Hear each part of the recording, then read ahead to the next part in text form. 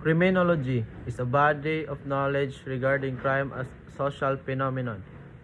Criminal justice system. The machinery which society used to prevent and control crime. Criminological sense. By the time he commit crime. Criminal justice sense.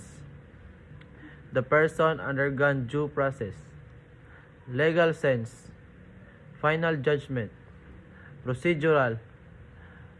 It focuses on process, apprehension, accusation, and prosecution. Substantive.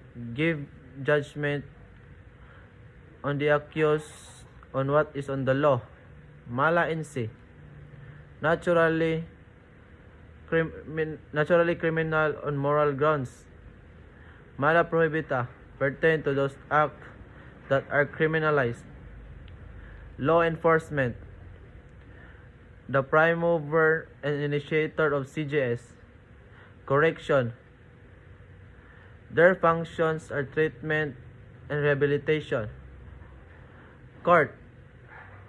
The defender of democracy. Reintegration for them to be a law-abiding citizen.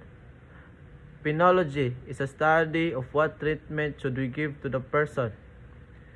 Habitual delinquent. It focuses on a person who commit crime. Jury. Identify the act whether guilty or not. Judge. The one who give penalty. Adversarial system. The accused is presumed innocent until proven guilty. Inquisitorial system. The accused is presumed guilty. Mixed system. A combination of good feature of adversarial and inquisitorial system. Crime control model is concerned about expression on criminal. Due process focuses on how law implement.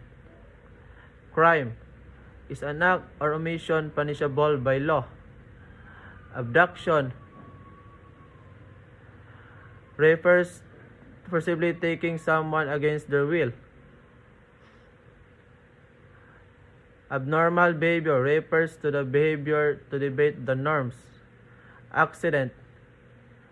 Any happening beyond control of person. Accidental criminal. Those who commit criminal act of anticipated circumstances. Accused.